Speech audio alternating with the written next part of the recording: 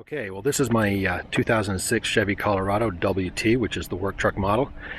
This truck is basically identical to a GMC Canyon, so this should apply to that vehicle if you've got it instead. And this model was manufactured from about 2004 through 2012, so this video should apply to most of the vehicles that are on the road right now. Like most other GM vehicles, there's certain problems that continually crop up, and this one is no different. It's pretty common on either a Canyon or a Colorado to see a P0449 error come up, and although there's a lot of information on the internet about how to fix this, in most cases they leave bits out, or they already have part of the work done before they start telling you how to fix it. So I wanted to put it all together in one video right from the start, show you how to diagnose it, how to actually do the repair, how to save a whole lot of money doing it, and hopefully by the time you finish watching this video you can fix this problem by yourself. So let's start inside the cab and we'll talk about the actual error. So I have the engine running now, and as you can see I have a check engine light indicator on there. So I'm going to turn the engine off. Now at this point you've got a couple of choices. You can take your vehicle down to your local auto parts retailer, and most of those will pull the code for you for free, but I'm going to recommend that you buy your own reader. They're really cheap these days. I bought one about 5 years ago actually for about 50 bucks, and it's an Autel Genie scan. It's not very sophisticated. It just reads the codes off. It doesn't give you the English text, and you're supposed to look it up in a book afterwards, but it does everything I need it to. It allows you to read the codes. It allows you to reset the codes. It does a comprehensive go no go test on the emission control system if you're in one of those states or provinces that requires you to get your car checked every so often. So this has done everything I needed it to, and it was cheap. So I recommend you have one of these for yourself, and actually later on in this video we're going to use it to make sure that we're actually replacing the right parts. So it's up to you which method you use, but I recommend you have something like this. So I'm going to go ahead now and actually read the code. So we'll start it up. It's scanning. As you can see, it told me that there are two codes. We're going to go in and look at what they are. So it says there's one fault and one pending fault.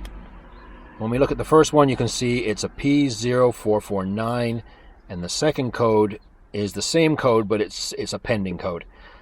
So I'm going to clear this and show you that it just comes back as soon as you restart the engine. So, whoops, I went too far. So we're just going to do erase. Say yes. And now if I rescan,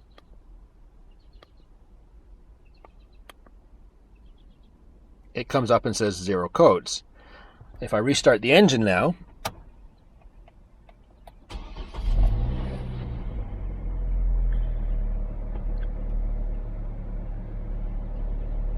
you see there's no check engine light yet. And I'm going to give it a minute or two because it takes a moment for it to do the test. But we'll rescan in just a second. I'll go down, do a rescan. It's probably not ready yet, but I'll give it a try. Oh, there it is. So we'll have a look at that code, and you'll notice that it hasn't actually identified a hard fault yet. It's got a pending fault. So we'll take a look at that, and there's that pending P0449. Now if I left this engine running for another 2 or 3 minutes, it would actually graduate to a hard fault, and you would see both those error messages again. So that's what the problem looks like, and now let's talk about how you go about fixing it. So the error code P0449 means an evaporative emission control system vent valve or solenoid malfunction. On the internet there's lots of diagrams and pictures showing you where this solenoid is, but I figure it's a lot easier just to get under the truck and show you. Now you're probably going to want to drop your spare tire. You can do this repair with the spare tire in place, but it's a lot more difficult. For one thing, you're going to have to jack it up, and then you got to worry about jack stands and that kind of thing.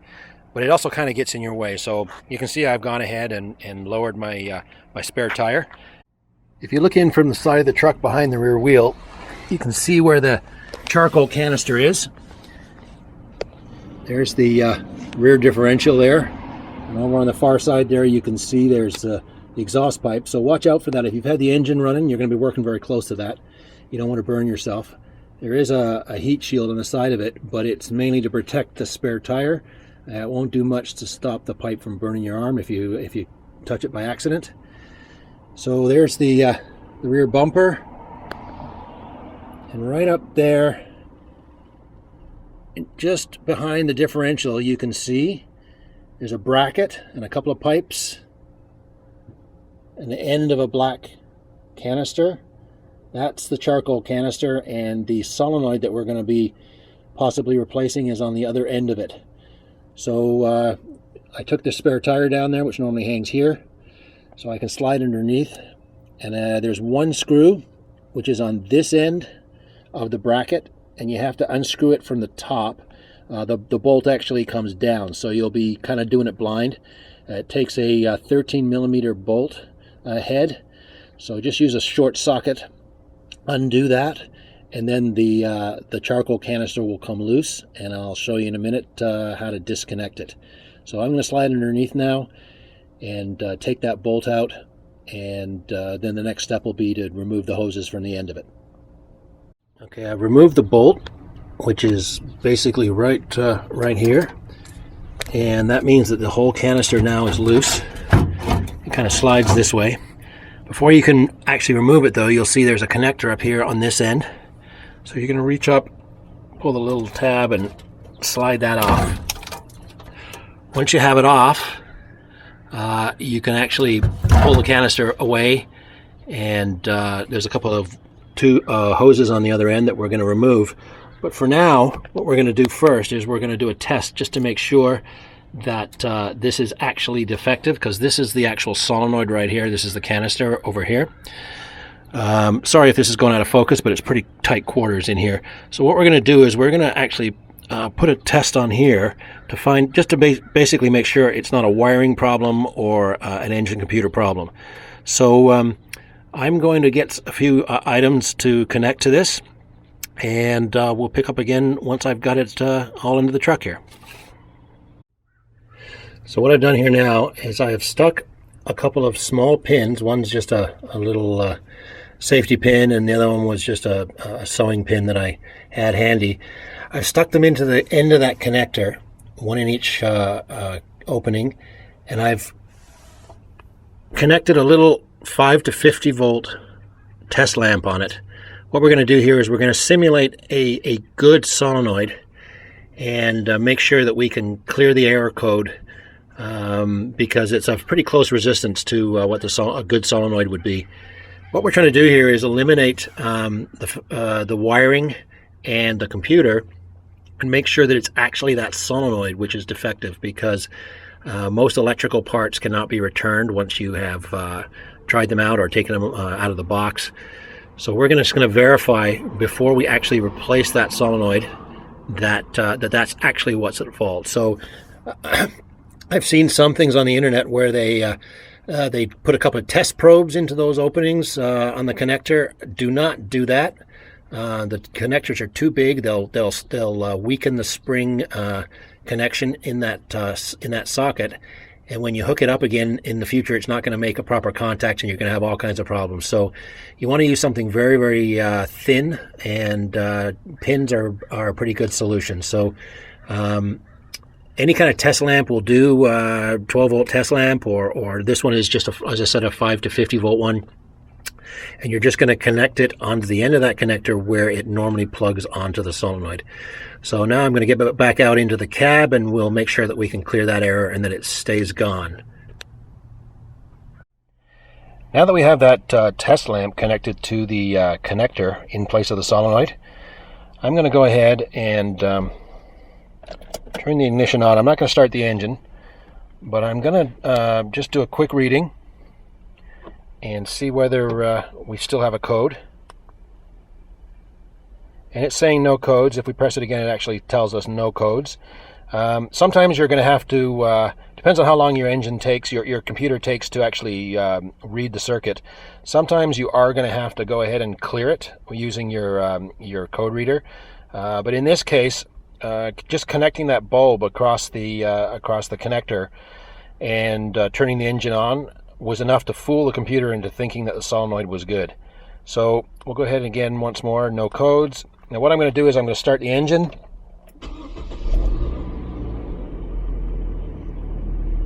Give it a second, and then I'm going to go down and do a rescan.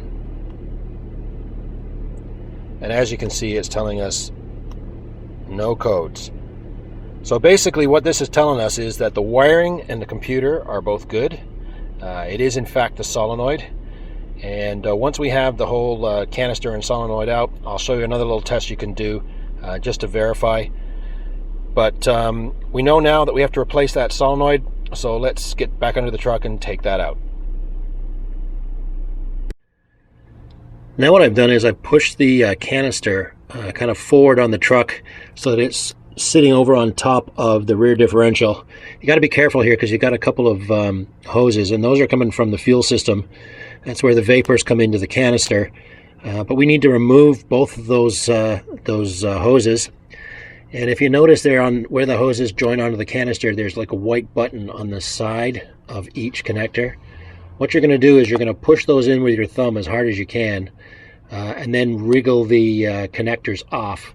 If you don't push those white buttons in, you'll never get them off because there's a sort of a release mechanism in there.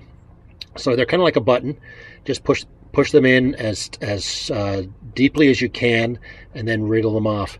One thing I forgot to mention before is when you're working underneath the truck like this, if it's anything like mine, there's a lot of rust and loose rusty metal hanging around underneath here, which tends to fall down at a moment's notice. So make sure you're wearing some kind of eye protection when you're under here. You know, you're not doing anything normally too dangerous, but you don't want to get a piece of rusty metal fall into your eyes, and it's falling down here all the time as I'm working. So make sure you wear that eye protection. So I'm going to put the camera down now and get those connectors off the end, and the next time you see this canister, it's going to be outside the truck. And here is the solenoid and the canister removed from the truck. So basically we've got the solenoid here, and this is the charcoal canister. If you go down to your GM dealership and you order the replacement solenoid, what you're going to get, they're going to look it up with the computer, and they're going to find this, and this piece here comes with it. And the list price for this here in Canada is $226. I think in the US it's probably around $200 US list price. Probably a little bit less than that if you pay cash. But the funny part is that the only part that's wrong with it, the hose of course is fine. The only part that's wrong is this solenoid. But that solenoid is not available as a separate part if you order it for a Canyon or a Colorado. However, this solenoid is also used on the Hummer H3, and for the H3, I guess they have a different configuration, so you can buy this as a separate item. And the funny part is the price difference is outrageous. As I said, in Canada here, this is listed for $226. Here's the replacement solenoid for a Hummer, which is absolutely identical. Even has the same number stamped on the top, PAGF30. This item lists in Canada for $30. So this, with this part here, is $226, and just the solenoid is $30. And actually I paid cash for that, and I got it for $25. So there's a big saving right there if you know to go and ask your dealership for the one for the Hummer. However, if you just ask them for the solenoid and have them look it up, the computer is going to point them to this one here. You're going to pay the exact same price, so you have to actually know the part number. And the actual part number on a Hummer right here, you can see there that the AC Delco number is 2142324, but the GM number is 209-41985. So that's the part you actually want to have them order for you, and that's the part that costs about $30. Now I should mention that there's been a slight change. This has been upgraded, And although it's basically the exact same item, I guess they made it, I don't know, more durable or something, but they've also changed one thing on it, and that is that the connector here, which is where the electrical connection is, has slightly changed. So the one on here is kind of like a square connector. The one on the old original one is more of an oval connector, and they're incompatible. The reason that we're getting this one now is that my truck was from 2006, and since then I guess that they've done the upgrade.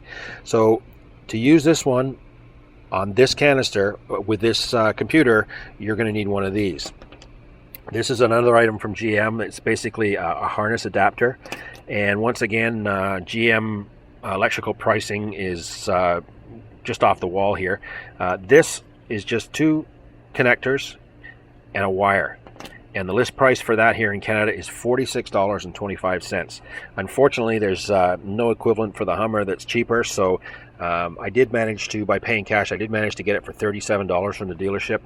But if you're going to use one of these and your truck is a bit older like mine, you're probably going to need this. If you've got a more recent truck, maybe 2010 or newer, then perhaps you've already got the right connector. But basically, instead of $226, this and this, I got everything with taxes included for $70. So there's a heck of a saving there. One thing I forgot to mention, by the way, these 2 connectors here where the hoses are on, these have gasoline vapors in them. So if you were smoking when you took this apart, you may not have reached this part of the video. But if you're watching this in advance, make sure you don't smoke when you're working on this, because there is going to be gasoline fumes coming out when you disconnect this. I mentioned earlier that I was going to show you one other quick little check we can do to make sure that this is actually defective before we go ahead and replace it, because electrical parts are usually not returnable. What we're going to do quickly is we're going to use a standard multimeter. We're going to set it to the lowest ohm scale, which on this one is 200 ohms. And we're just going to measure across those 2 pins that are in this connector.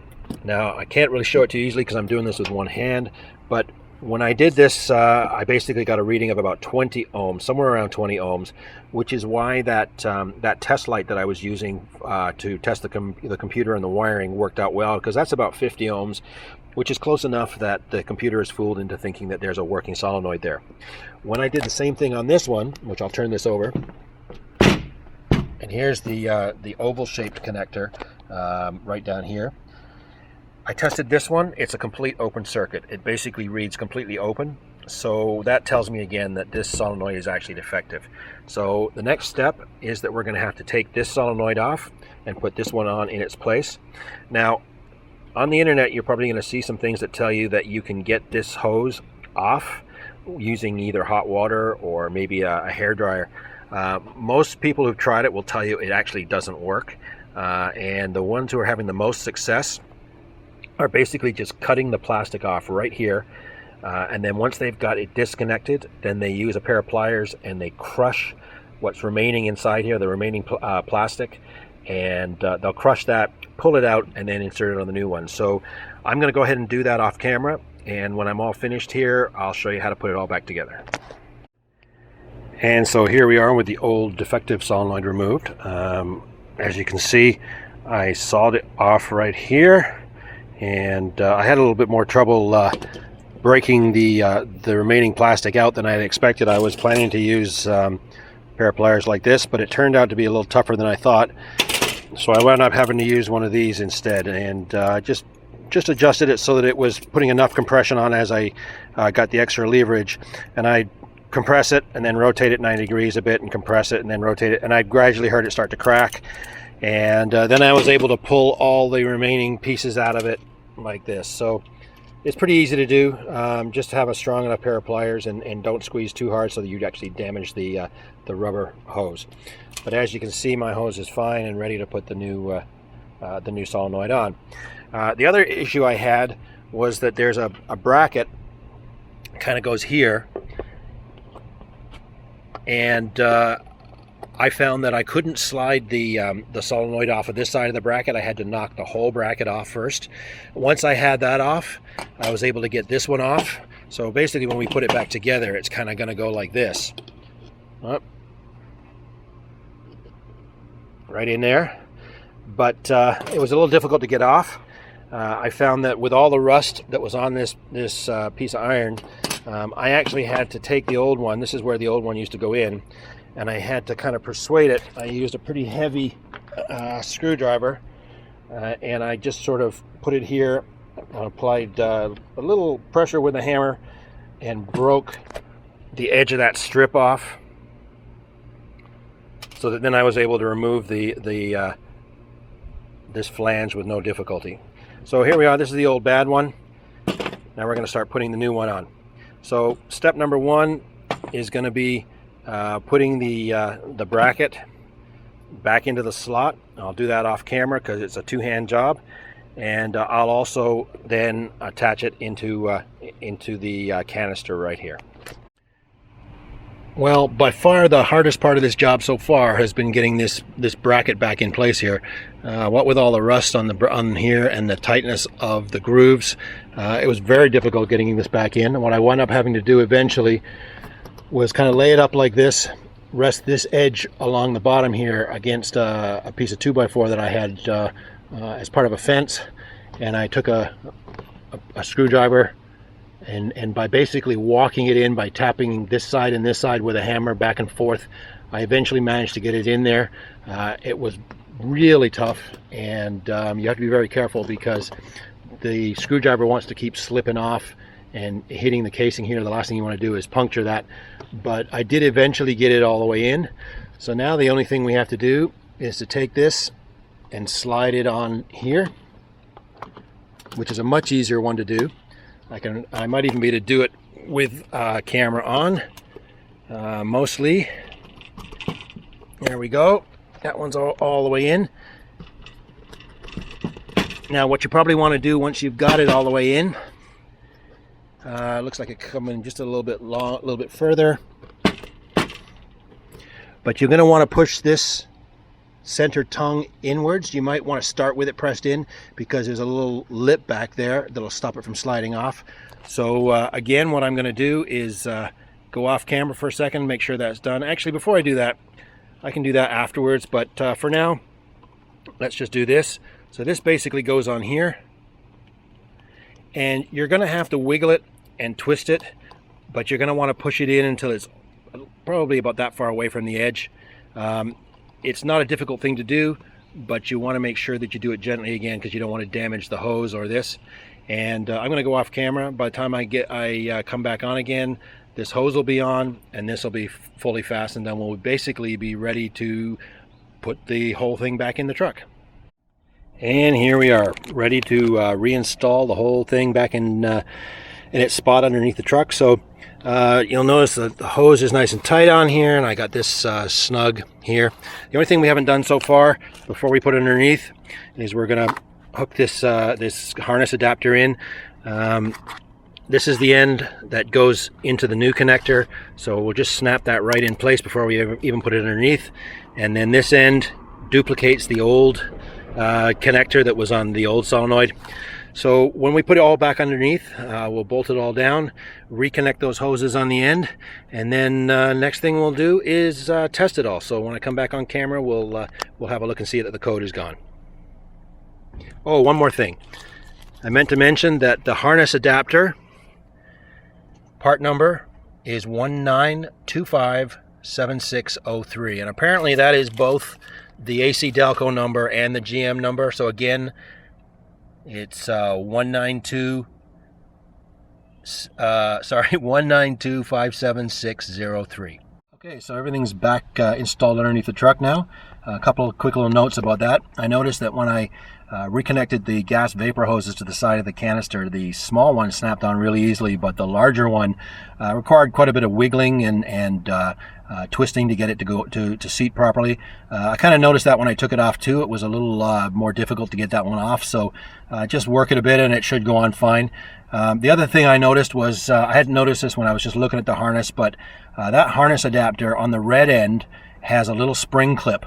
And the purpose of that is that when you put everything up together so that it's not just dangling and exposed to road debris, you can push everything back up underneath the bracket, which holds the canister in place, and snap it right onto the bracket. Just use it to clip that that connector on, and then everything will be protected in behind the iron bracket there. So here I'm gonna turn the engine back on, and let's see what happens.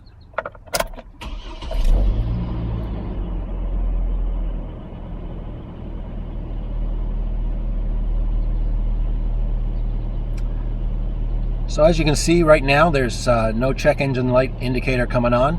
I'm going to run a scan on it just in case there's a pending one that hasn't shown up yet, but we'll run that here.